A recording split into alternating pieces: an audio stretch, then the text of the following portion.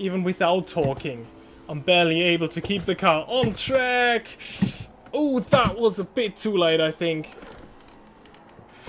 That was...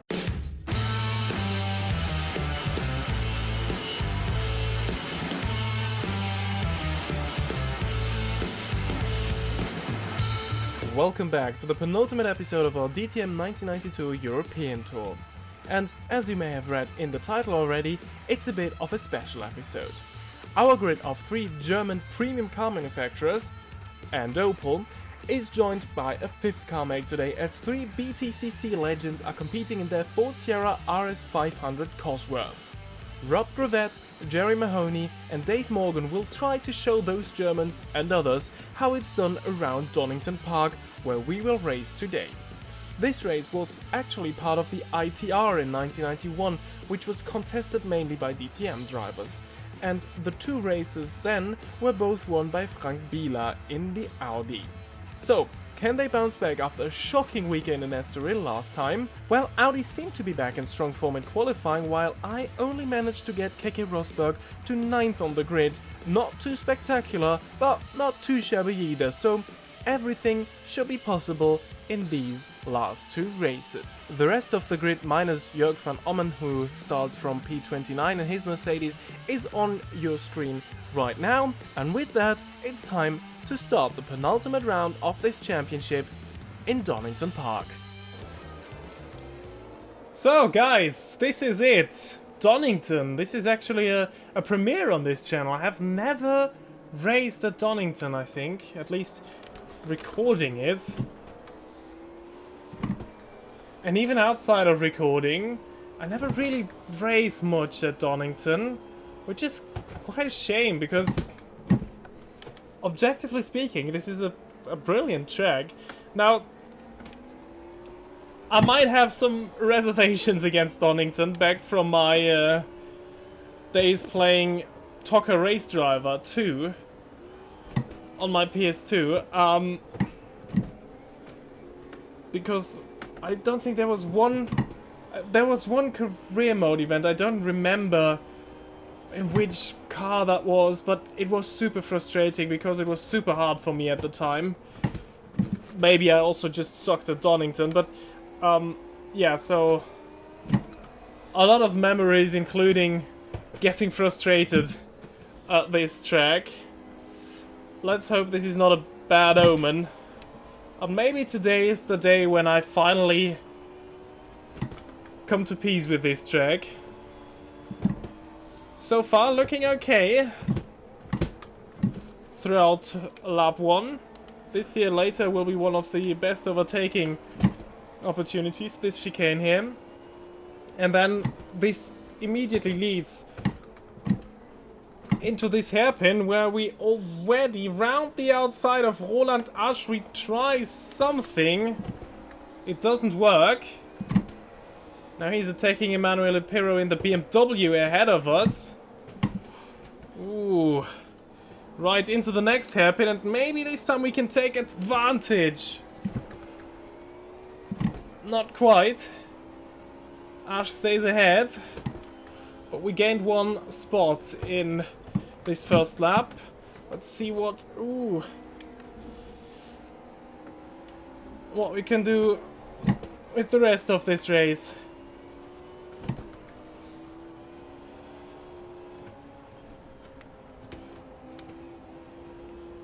Now, one thing that I don't think I've mentioned yet is we are racing at almost exactly the same date that this race here at Donington with DTM cars, I think it was called ITR back in the day, took place at Donington just 1 year later, because it didn't happen in 1992, that race. Gee, that is a very complicated way to explain this. Well, basically this race happened, but in 1991. I've almost chosen exactly the exact date. Therefore, it is autumn here at Donington, and well, you can see this with the foliage next to the track, but you can also see this on our front tires. The temps are pretty low, barely in the correct ideal temperature window, as we once again tried against Roland Asch here. Because I think, if I remember correctly, ahead of this race I was able to see it, it's just 9 degrees centigrade, so pretty cold. And we can feel it in our tires as Asch finally moves past Pirro. This may hand the opportunity to us. Come on, turn 1, not really one to make a move, but who cares? If Pirro is that early on the brakes, of course you can pass him. And then it is Rob Gravett against Roland Asch. Gravett, the lead Ford, up in 5th, that's pretty good. One of the 3 BTCC guest drivers competing at this track here.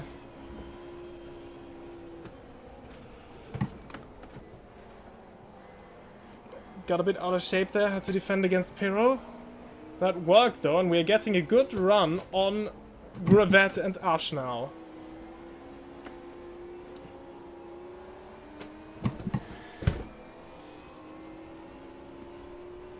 Wow, and now it's Bernd Schneider behind and, well, alongside us pretty much. Brake late. Wow, Gravett seems to be really struggling out of the corners. This is a brilliant opportunity for us against Asch. I mean, if you don't want to take the apex, I will. Don't mind if I do.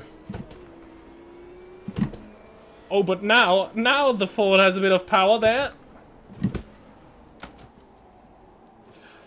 Oh, as I run deep.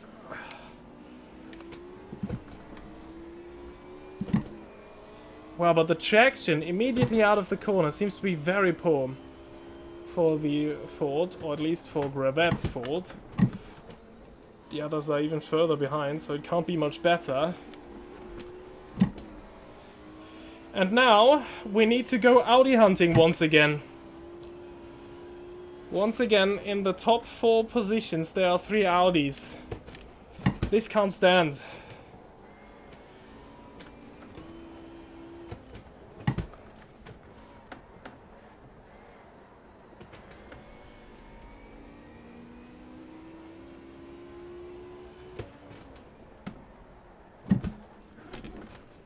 Uh-oh. Oh, Jesus.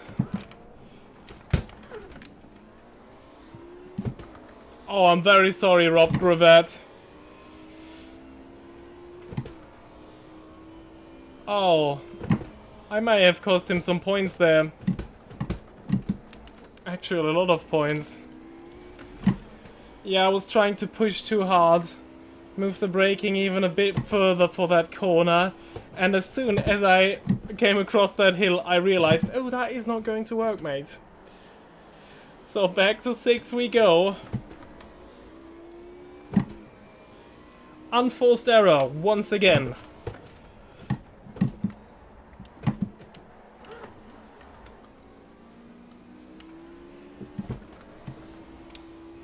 Well, I ain't gonna lie to you, this race was not the most exciting one, but it was a very good practice for me to finally properly learn this track. And my last lap times were pretty quick and pretty consistent, which means that now, on this final lap, not like this. I was about to say there might be an opportunity, but that was not good. And the good news is, A, good team has taken the lead, which means we will gain on Audi in the Championship of Makes. And of course, there might still be a few spots up for grabs here. Oh, but as soon as you rejoin me, I start to make silly mistakes again. Probably it's the talking. Probably I should just shut up and show you what I learned.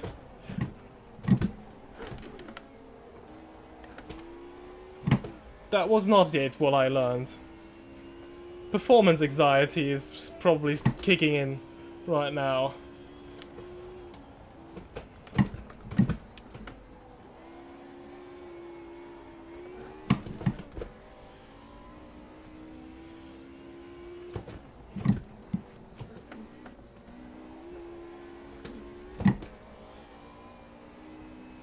Yeah, now my last lap times might look very suspicious to you, but I promise you, they were pretty good. I didn't just blast through that chicane here, you can trust me. That was the maximum of corner cutting I did throughout these last laps, what you just saw. But hang on, look at this. There might still be a chance after all. Stuck and Ash are really going at each other. That is touring car racing here. Oh! Stuck was off the track, come on! Oh, the line came too early. Roland Asch will be absolutely mad with us. But honestly, I don't care. I am fighting for a championship, he isn't. So, that's what you get. Have I made peace with Donington? Not quite yet. Here are, by the way, the top 10 of this race. Rob Gravet indeed fell out of the point scoring positions, which is good news for Opel. But there will be another race for me and for Rob Gravet to put things right that went wrong in that first race. And this second race is about to start right now. So, come on. Let's do better than last time. A podium is definitely possible here. Come on. Just don't spend too much time behind these guys. In the first laps, deep into turn 1 we go. Too deep into turn 1 we go. Through the S's now. Ooh. Roland Asch. The poor guy once again. We make contact with him. Off the track he goes. Oh my, oh my.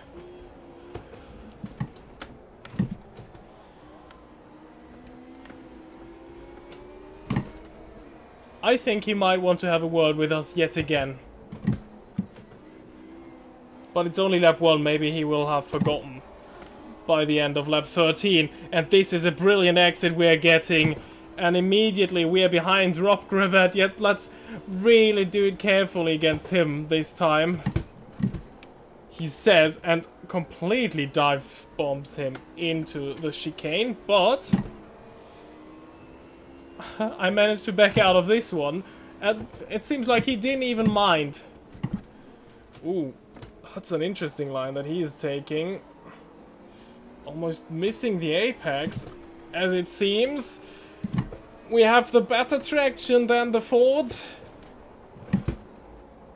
And into 6th we are already, and this is great, because this means that we are almost where we finished race 1. But this time already at the end of lap 1. Which means we will have loads of time to move up further this time. I said a podium might be possible. And I think we are on a good way here. Oh, battle between Jelinski and Pirro. There might be an opportunity for us, for we try the up and under. But all we find is the rear end of the Audi. Ooh.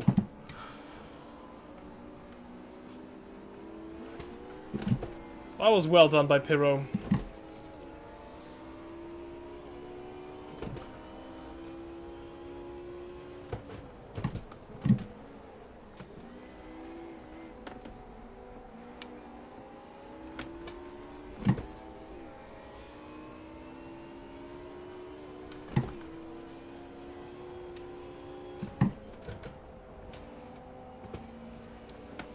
Whoa.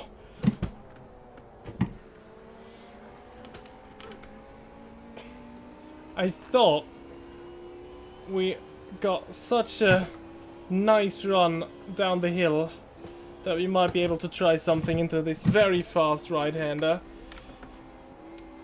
But no, no, no. That was a big no-no.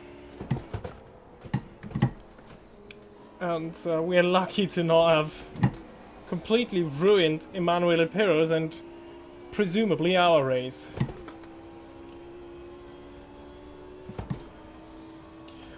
We have to do it at the conventional spots, which means either here we're not close enough, or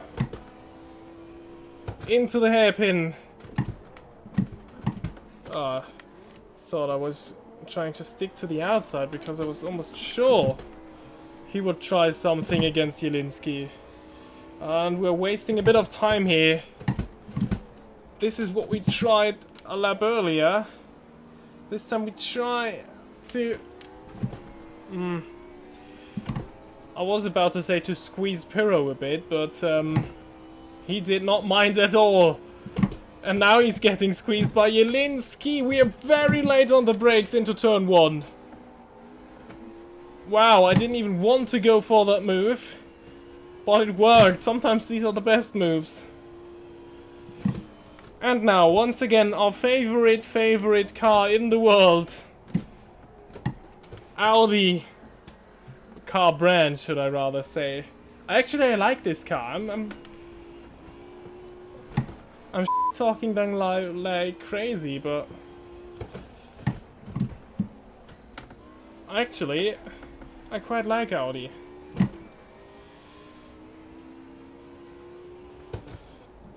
But not in this context. That was a long break for me to pick up. That's where we left off again. But you know, multitasking, not the easiest thing in the world. Especially for me. Because, yeah, even without talking, I'm barely able to keep the car on track. Oh, that was a bit too late, I think. That was very much too late. Shh. Oh no. Oh, this is now embarrassing. Oh, no. Oh, big crashes as they try to dodge me. But at least, and I'm very happy with that, it wasn't Rob Grevat who had to suffer from my inability to drive. Right after I said it, by the way. Comedic timing at its best there. Yeah, down to 9th we go. Brilliant. Just brilliant. So, come on. Please don't go wrong this time. A clean move, no contact, no spin. And especially, don't ruin Rob Grevat's race once again.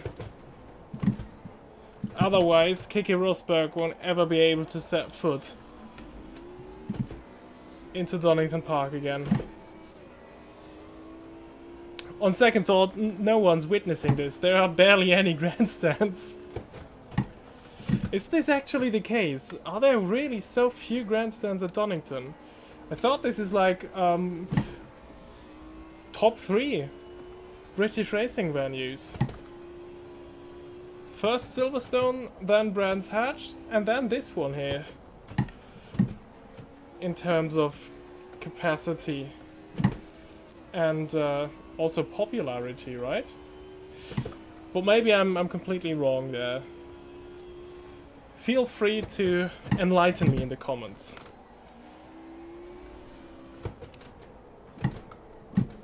Oh, wow.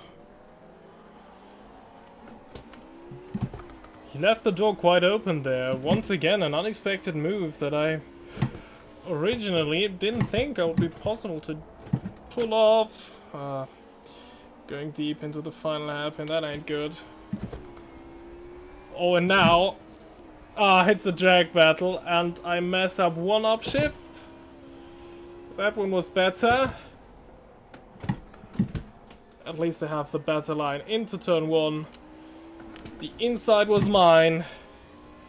So, I think we could get these 3 ahead of us if we get a move on.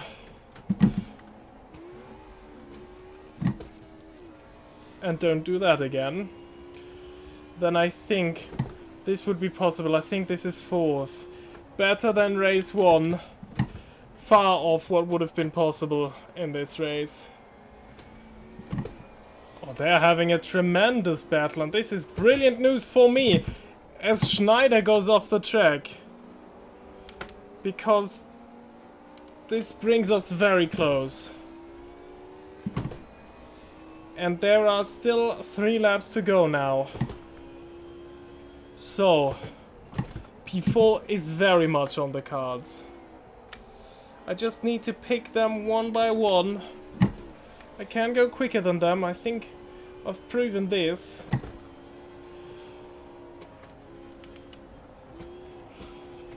Oh, brilliant run here on Schneider, but let's don't take any unnecessary risks.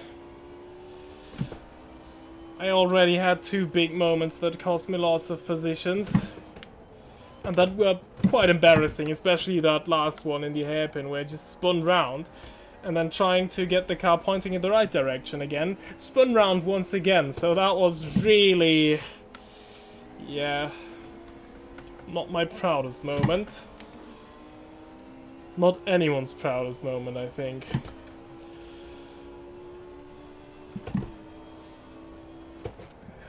But when has anything on this channel ever been the proudest moment of me? But let's end this on a high note. Come on.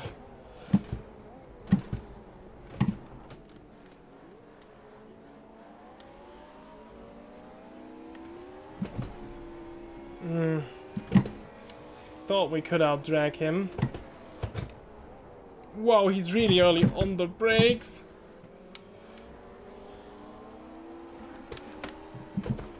And once again I failed to out-drag him. Especially with those upshifts. Whew. You're never going to out-drag anyone.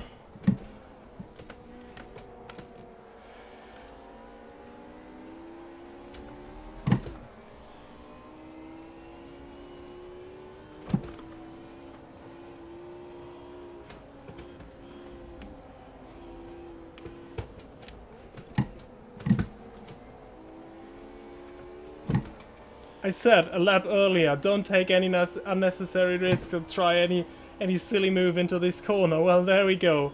Once again, I got tempted into doing it. Maybe 3's a charm. Probably not, though. Come on. This can't be so hard. Okay, now it's Schneider against Jelinski. We might have an opportunity here against one of them.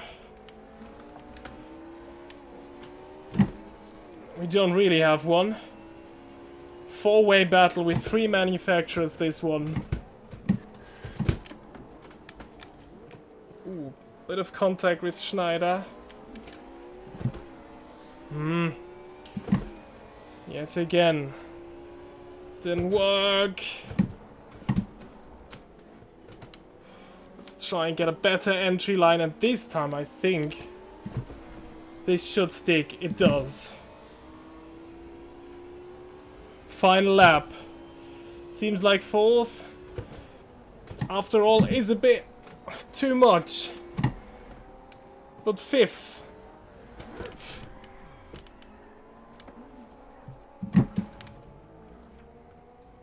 Correction, but 9th. Yeah, this was bad. I had one wheel on the grass. try to push through. And that was it then.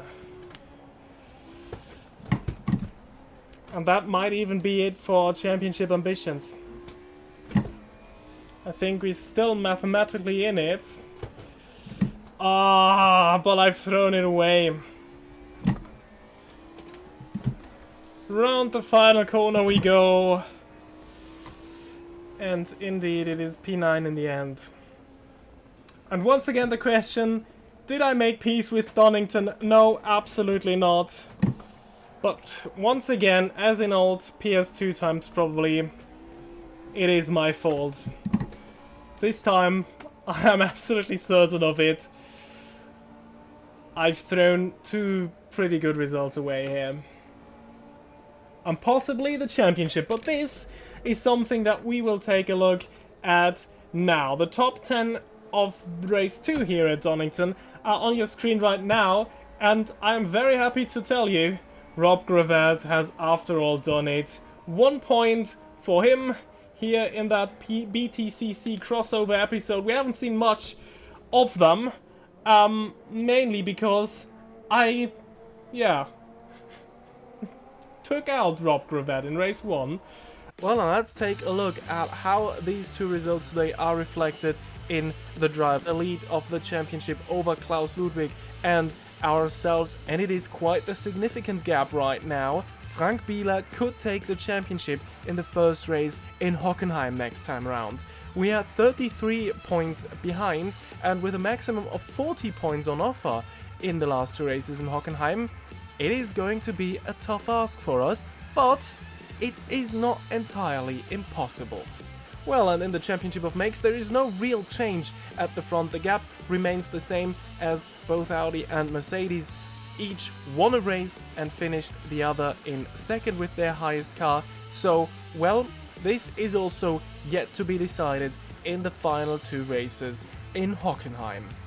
And that has been it for this episode. And, oh, did I mention the last 2 races take place in Hockenheim? Well, now you know, and I strongly urge you to not miss that, because both championships will be decided there, as we've just seen. So, subscribe to not miss anything going on at this channel, and leave a like if you did enjoy this video, and I hope to see you all the next time. Until then, goodbye.